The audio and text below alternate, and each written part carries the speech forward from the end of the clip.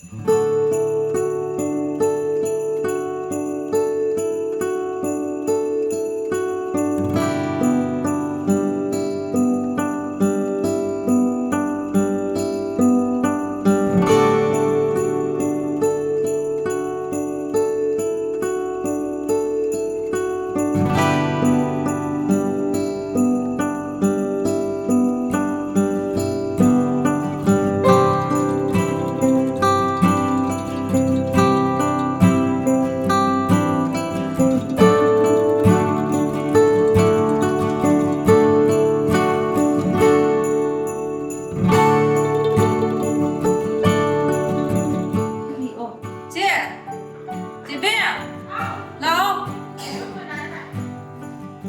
cái đấy không ông kể? Phi em số 3 thằng bẩn. Năm Phi im là gì? Đây là cái anh mà. Thật sao là? Thật đây mà không ngày là người thật cả. Người ta thì đã Phi lại rồi còn ai là Phi rất lệ chứ? Phi sẽ. Phi lúc này tôi sẽ năm cái cô chị học đâu. Sẽ đâu. 그도 동안 쓰는 게. 진짜. 한번 빌어줘.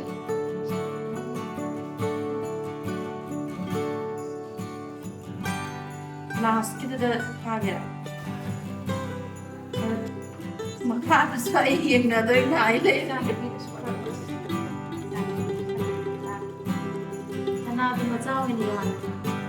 저 무슨 짜? Saya sanggup. Langsung.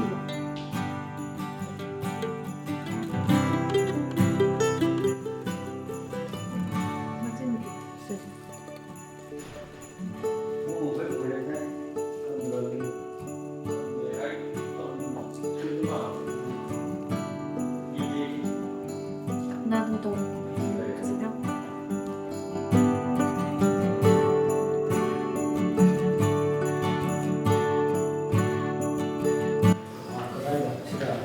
봐저래 수많은 좀 힘들었지. 3년도 후 3년도 가득 야, 박사를 해보이도 야, 걔네가 기변 보면 가요만 다. 혹시 수많은 따와도 기동 찡트스 하고 그지? 야, 왜?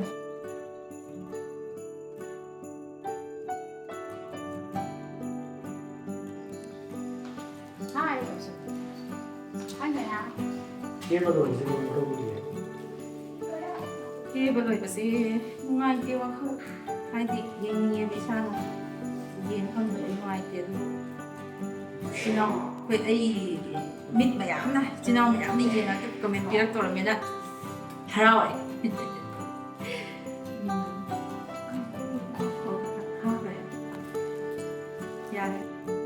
Nushiraba channel sing mayam puna buku ai channel da mayam welcome tongzari taram nokchari khurumjari ngasi se mayam ai gi amna nushiba hadi musida kamam lari da banmi ama oi ngasi se hadi ai gi student amagi ngasi se haijing kharai pu bunu mit oi ba hai tare adu chatlo ge na mayam ngasai de ge se lo sinjari ne mayam adagi ai gi channel da subscribe to ko mayam na aina chathokpa adagi ai gi kai kai to sing dum thagal o hana nusibagi haibira paduda video se ngasi gi video se chatpagi se semjarapani mayam aduga ai di video na mazo haijade se na haide ado ai inaupa ahum mari le adagi de ibung sing lai moi na loi nambiri ni video se ai gi sat amjiki ai gi student se yam nusiba ngang ne ba ma se yam respect le ba adagi dum oza guru masak khakna chatpa ngang ne ma gi hijing khara gi invitation se la pa da ai se o ma gi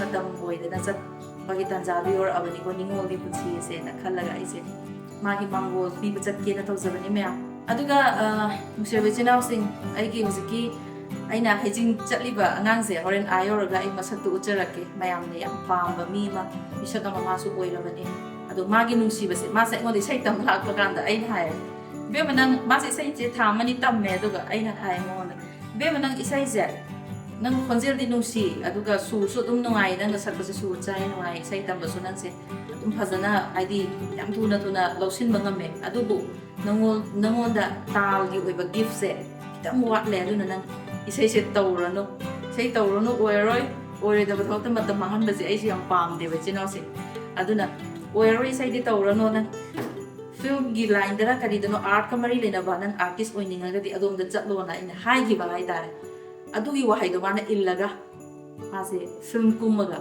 ꯃꯌꯥꯝꯅ ꯃꯁꯛ ꯈꯪꯕ ꯃꯤ ꯑꯃ ꯃꯥꯁꯦ ꯑꯣꯏꯅꯕ ꯍꯣꯠꯅꯔꯝꯕ ꯍꯥꯏꯇꯥꯔꯦ ꯑꯩꯒꯤ ꯃꯥ ꯍꯥꯏꯗꯤ ꯑꯣꯖꯥꯒꯤ ꯋꯥꯍꯩꯗꯨ ꯑꯩꯒꯤ ꯋꯥꯍꯩꯗꯨ 인ꯖꯕꯅꯦ ꯑꯗꯨꯅꯦ ꯑꯗꯣ ꯃꯥꯁꯦ ꯐꯤल्म ꯀꯨꯝꯕ ꯑꯉꯥꯡꯅꯤ ꯃꯃꯤꯡꯁꯨ ꯃꯁꯛꯁꯨ ꯑꯩ ꯍꯣꯔꯦꯟ ꯎꯠꯆꯔꯛꯑꯒꯦ ꯃꯌꯥꯝ ꯌꯦꯡꯃꯤꯟꯅꯔꯁꯦ ꯑꯣ ꯑꯗꯨꯒ ꯑꯩꯁꯦ ꯀꯥꯎꯋꯦ ꯑꯩꯈꯣꯏ ꯗꯗꯥꯗꯤ ꯃꯌꯥꯝꯅ ꯁꯥꯔꯦꯒꯃꯄꯥ ꯆꯠꯄꯗꯒꯤ ꯃꯌꯥꯝꯅ ꯃꯁꯛ ꯈꯪꯉꯦ ꯑꯗꯣ ꯑꯩꯈꯣꯏ ꯆꯤꯆꯦꯁꯦ ꯃꯁꯛ ꯑꯝꯇ ꯇꯥꯛꯆꯒꯦ ꯉꯁꯥꯏꯗꯒꯤ ꯎꯔꯕꯅꯦ ꯃꯌꯥꯝ ꯐꯤ ꯏꯟꯕꯤꯔꯤꯕ ꯁꯅꯥ ꯌꯥꯟꯕꯤꯔꯤꯕ ꯇꯧꯔꯤ ꯃꯌꯥꯝꯁꯦ ꯆꯦ ꯑꯝꯇ ꯂꯥꯛꯑꯣ ꯑꯩꯈꯣꯏ ꯆꯦꯅꯦ ꯁꯛꯄꯨꯗꯤ ꯑꯩꯅ ꯑꯗꯨꯝ ꯈꯔ ꯍꯦꯟꯅ ꯐꯖꯕꯅꯦ ꯃꯌꯥꯝ ꯑꯩꯈꯣꯏ ꯆꯦꯒ ꯏꯕꯥꯅꯤ ꯆꯠꯇꯣꯏꯅꯦ ꯑꯩꯈꯣꯏ ꯆꯦꯒꯤ ꯃꯆꯥꯅꯨꯄꯤ ꯁ꯭ꯔꯤꯌꯥ ꯂꯥꯛꯑꯣ ꯁ꯭ꯔꯤꯌꯥ ꯑꯁꯤꯅ ꯁ꯭ꯔꯤꯌꯥ ꯀꯧꯋꯦ ꯃꯃꯤꯡꯒꯁꯦ ꯑꯩꯅ ꯊꯣꯜꯂꯤꯅꯦ ꯃꯌꯥꯝ ꯑꯗꯣ ꯑꯩꯈꯣꯏ ꯆꯠꯂꯨꯈꯤꯒꯦ ꯃꯌꯥꯝ ꯌꯦꯡꯃꯤꯟꯅꯔꯁꯦꯀꯣ ꯑꯥ ꯌꯧꯔꯒ ꯑꯃꯨꯛ ꯎꯠꯆꯔꯛꯀꯦ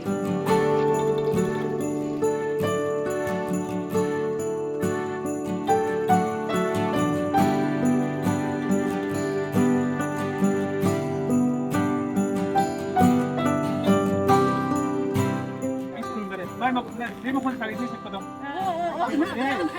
양 반토이네 해봐. 반토이.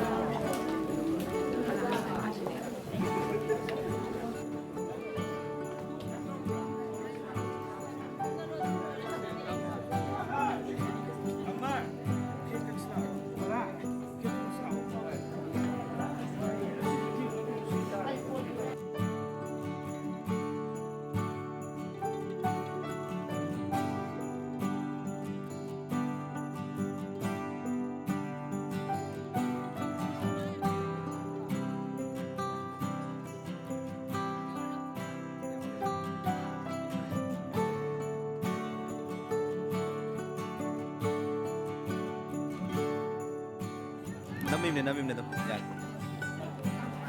요원에 해봐. 하오이래. 이제 아이 사진해봐. 아직 세이도 බල랍니다. 애들이 이거는 세이 오이로이. 얘는 뭐 좋아 빠르겠네봐. Ay, my love scenery. Đúng xì vì. Sao lagi? Ay, quỷ đi làm. Quỷ đi. 거기다가 저들이 실시간 하나 하나로이 나 엄마 먹어.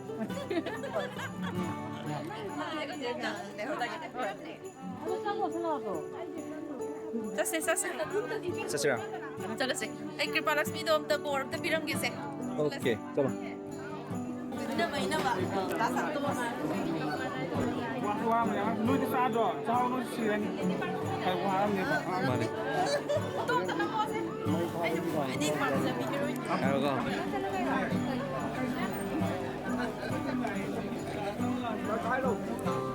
짱어.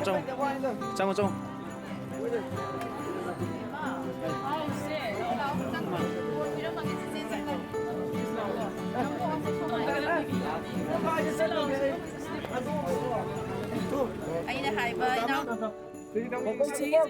subscribe ko. Yakap ko to bayam takat pa rin. Ay ta bida. Ay mo na mo hina hay mo yan sige nila. Kapoy. 네. Ready? 1, 2, 3. Kan mo petulte. Yaba. Yaba. Atare nang ini lit.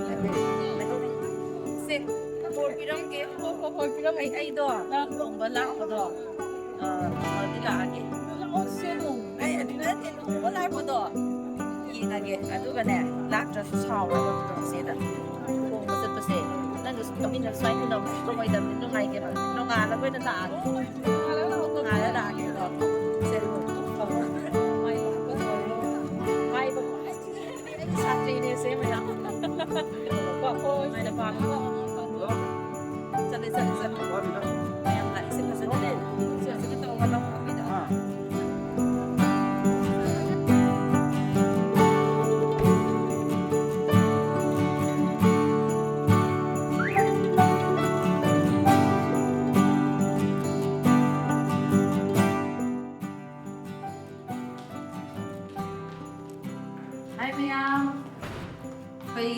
ꯔꯤꯄꯥꯂꯛꯁꯃꯤꯒꯤ ꯍꯩꯖꯤꯡ ꯆꯠꯂꯨꯔꯦ ꯍꯜꯂꯛꯑꯦ ꯉꯁꯤꯗꯤ ꯀꯦꯕꯅꯦ ꯑꯗꯒꯤ ꯐꯅꯦꯛ ꯁꯦꯠꯄꯁꯦ ꯌꯥꯝ ꯋꯥꯏ thank you ꯃꯌꯥꯝꯅ ꯑꯩꯒꯤ ꯆꯦꯅꯦꯜꯗ ꯅꯨꯡꯁꯤꯕꯤꯗꯨꯅ ꯂꯦꯞꯄ ꯂꯩꯇꯅ subscribe ꯇꯧꯕꯤꯔꯛꯂꯤ ꯑꯗꯨ ꯆꯦꯅꯦꯜꯁꯤꯅ ꯍꯦꯟꯅ ꯅꯨꯡꯁꯤꯕꯤꯌꯨ ꯃꯄꯨꯡ ꯐꯥꯍꯟꯕꯤꯌꯨ ꯑꯩꯅ ꯁꯨꯃꯥꯏꯅ ꯆꯠꯆꯕꯒꯤ ꯑꯗꯒꯤ ꯑꯩꯅ ꯇꯧꯖꯕ ꯊꯕꯛꯁꯤꯡꯒꯤ ꯚꯤꯗꯤꯑꯣ ꯀꯟꯇꯦꯟ ꯂꯦꯞꯇꯅ ꯁꯦꯝꯖꯔꯛꯀꯦ ꯃꯌꯥꯝ ꯉꯁꯤꯒꯤꯗꯤ ꯚꯤꯗꯤꯑꯣꯁꯤ ꯃꯇꯥꯡꯁꯤ ꯂꯣꯏꯁꯤꯟꯖꯔꯒꯦ ꯈꯨꯔꯨꯝꯖꯔꯤ ꯃꯌꯥꯝ ꯀꯃꯦꯟꯠ ꯄꯤꯕꯤꯔꯛꯑꯣ